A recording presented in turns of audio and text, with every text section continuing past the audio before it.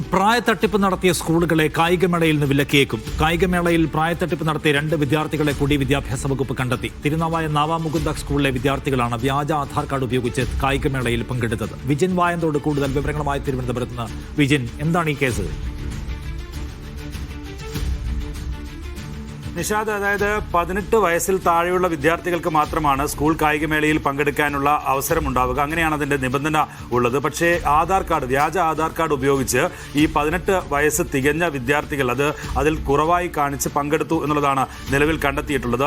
ഈ വിജയിച്ച കുട്ടികൾക്ക് അതിന് അടുത്ത ദേശീയ കായികമേളയിൽ ഉൾപ്പെടെ പങ്കെടുക്കാനുള്ള അവസരം ലഭിക്കും. അതുമായി ബന്ധപ്പെട്ട് ആധാർ കാർഡുകൾ പരിശോധിച്ചപ്പോഴാണ് ഇക്കാര്യത്തിലുള്ള പ്രായത്തട്ടിപ്പ് നടത്തിയതായുള്ള കണ്ടെത്തൽ നേരത്തെ തന്നെ വിദ്യാഭ്യാസ വകുപ്പ് നടത്തിയത്. അതിനിടയിലാണ് ഇപ്പോൾ പുതുതായി 2 വിദ്യാർത്ഥികൾ കൂടി ഈ പ്രായത്തട്ടിപ്പ് നടത്തിയിട്ടുണ്ട് എന്ന് വിദ്യാഭ്യാസ വകുപ്പ് കണ്ടെത്തിയിരിക്കുന്നത്. തിരുനാവായ സ്കൂളിലെ നാവാമുകുന്ദ സ്കൂളിലെ വിദ്യാർത്ഥികളാണ് ഇപ്പോൾ പ്രായത്തട്ടിപ്പ് നടത്തിയതായി കണ്ടെത്തിയത്. നേരത്തെ പുല്ലൂരാംപാറ സ്കൂളിലെ മറ്റൊരു വിദ്യാർത്ഥിയെയും ഒപ്പം തന്നെ നാവാമുകുന്ദ സ്കൂളിലെ തന്നെ മറ്റൊരു വിദ്യാർത്ഥിയെയും ഈ തരത്തിൽ പ്രായത്തട്ടിപ്പ് നടത്തിയതായി കണ്ടെത്തിയിരുന്നു. നിലവിൽ ഇപ്പോൾ വിദ്യാഭ്യാസ വകുപ്പ് ആലോചിക്കുന്നത് പ്രായത്തട്ടിപ്പ് നടത്തിയ സ്കൂളുകളെ പൂർണ്ണമായും കായികമേളയിൽ നിന്ന് വിലക്കാനുള്ള ഒരു നീക്കത്തിലേക്കാണ്. പക്ഷേ അതിൽ ഒരു ആലോചന നടത്തിയ ശേഷം മാത്രമേ തീരുമാനമെടുക്കുള്ളൂ.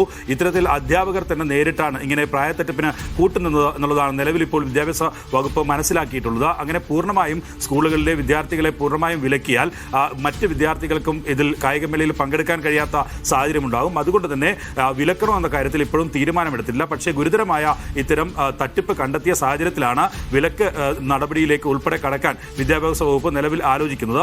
നേരത്തെ ഈ 2 സ്കൂളുകളിലെയും വിദ്യാർത്ഥികളെ പ്രായത്തട്ടിപ്പ് നടത്തിയതായി കണ്ടെത്തിയതിനെ തുടർന്ന് ഇവരുടെ വിജയം അത് അസാധുവാക്കുന്ന നിലയിലേക്കുള്ള നിലപാട് വിദ്യാഭ്യാസ വകുപ്പ് സ്വീകരിച്ചിരുന്നു. ഇപ്പോൾ ദേശീയ കായികമേളയിൽ ഉൾപ്പെടെ സെലക്ഷൻ കിട്ടുന്നതുമായി ബന്ധപ്പെട്ട ഈ പരിശോധനയിലാണ് നിലവിൽ ഇങ്ങനെ തട്ടിപ്പ് നടത്തിയതായുള്ള കണ്ടെത്തൽ വന്നിരിക്കുന്നത്. ശരി, വിജിൻ വായന്തോട് തിരുവനന്തപുരത്ത് നിന്ന് വിവരങ്ങൾ നൽകിയത്.